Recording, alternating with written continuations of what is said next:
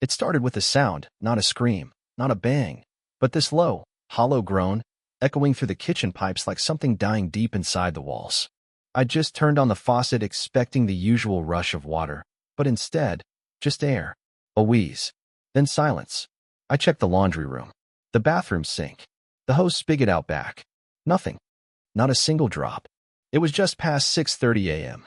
My wife, Maggie, was still upstairs doing yoga. Our daughter, Ellie, hadn't even stirred yet. For half a second, I wondered if I'd forgotten to pay a bill. But no, I've had everything on autopay for years. Then I saw it. A single white sheet of paper taped right to the front door, big red letters stamped across the top. Notice of violation. Water service suspended. From the Stonebrook Hollow Homeowners Association. I tore it down and read it, my stomach turning with every word. It said we were being penalized for excessive landscape watering and would have no water for 14 days, unless we paid an $875 fine and corrected our usage. A little QR code at the bottom, like it was a parking ticket. Now, here's the thing. We were using less water than anybody on our block. I'd installed a drip system last spring.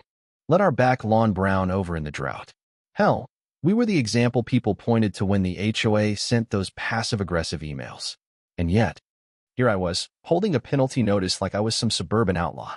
Just then, a green utility cart rolled by. HOA compliance printed on the side in bold white stencil. The guy behind the wheel had mirrored sunglasses and a clipboard, looking like he was out on patrol. I jogged barefoot out to the street. "Hey," I shouted, "you cut my water?" He pulled to a stop and stepped out, calm as can be. Was cut, high-vis vest, maybe late 30s, and carrying this smug little smirk like he knew he was untouchable. "Good morning," he said flatly. I held up the notice. "This you." He didn't even glance at it. "You exceeded your permitted gallons. The board approved the suspension. Once you pay, your water comes back on." I just laughed, the kind of dry, stunned laugh you give when someone says something so insane you don't know whether to punch them or ask if they're joking. "You can't just shut off someone's water," I said. "Actually," he replied, "under Section 5.6 of the Stonebrook Hollow Charter, we can restrict access to shared utility services in cases of resource misuse." "That doesn't apply to me," I snapped. "My house has been on city water since 1985. "Not anymore," he said. Not missing a beat. Last fall, all homes were rerouted under the joint utility agreement. Water now flows through Stonebrook Hollow's controlled infrastructure. And then it hit me. That HOA meeting last October, the one with free wine and a cheese tray. Barely 10 people showed up. Somewhere between a discussion about holiday lights and a new dog park, they must have buried this utility transfer. And I didn't read it. I went cold. "You know this isn't legal," I said. He grinned. "Then file a complaint. But first, pay the fine." And he drove off. 20 minutes later, Maggie came down with a towel around her neck. "The shower won't turn on," she said. I handed her the notice. Her eyes scanned it in seconds. "You've got to be kidding me," she said. "They're penalizing us. After everything we've done to conserve?"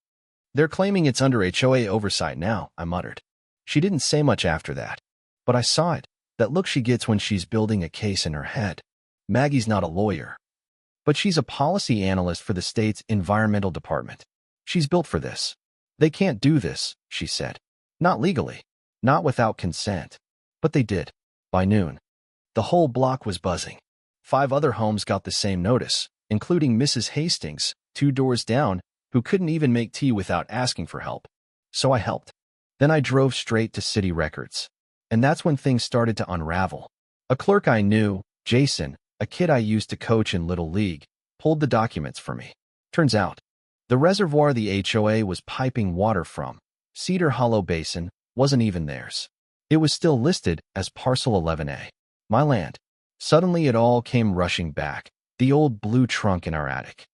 The dusty folder from my dad. I remembered him telling me, years ago, that our lot included a sliver of the old basin and to keep the key somewhere safe. That night, I didn't sleep. At 2:14 a.m., I was in the attic, flashlight in hand, flipping open the lid of that blue trunk. And there it was, a yellow deed, dated 1998.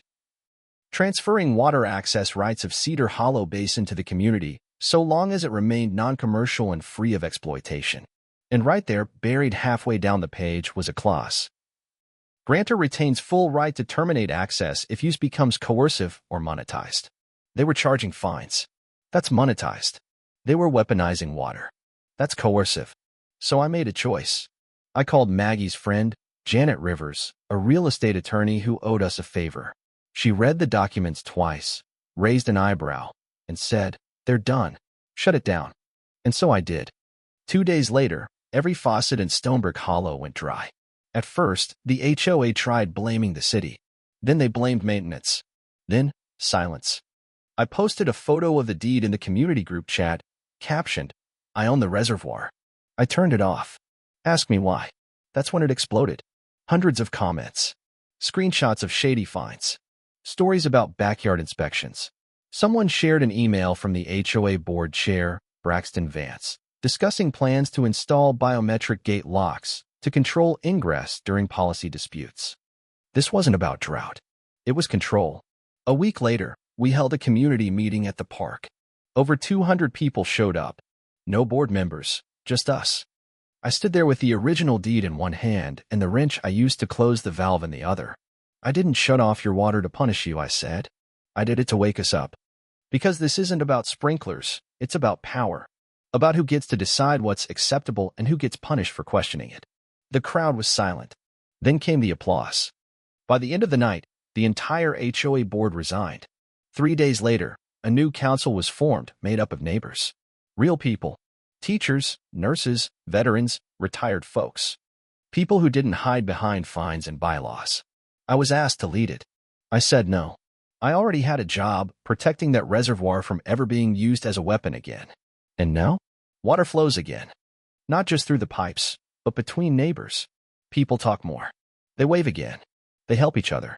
Gardens are blooming. Kids are running through sprinklers without fear of a warning letter in the mailbox.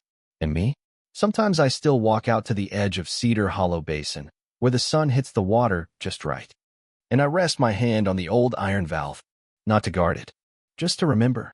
So tell me, what would you have done? Was I right to shut it off? Was the HOA justified? Would you fight back if your neighborhood crossed the line? Drop your thoughts in the comments. I want to hear your stories. And if this hit home for you, share it. Because somewhere out there, someone's faucet is running dry, and they don't even know they've got the power to turn things back on.